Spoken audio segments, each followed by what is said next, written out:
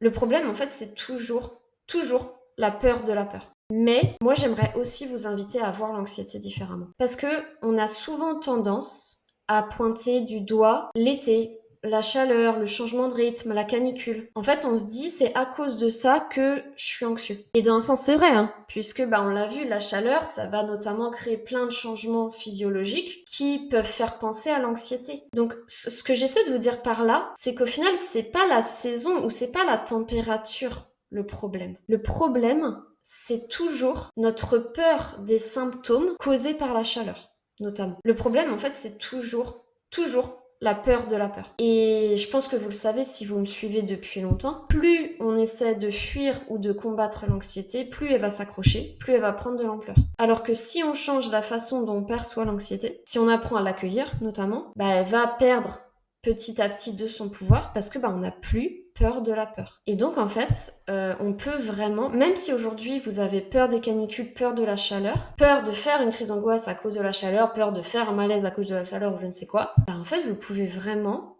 vous sortir de ça. Du coup pour conclure, si vous ressentez de l'angoisse en été, vous êtes absolument pas une exception, c'est vraiment très courant et c'est vraiment une peur que beaucoup de personnes ont. Mais encore une fois, c'est une peur dont très peu de personnes parlent parce qu'on culpabilise, parce qu'on pense être seul à vivre ça, alors que vraiment pas du tout. Et évidemment, comme toutes les autres formes d'anxiété et toutes les autres peurs, ce n'est pas une fatalité et il y a des solutions.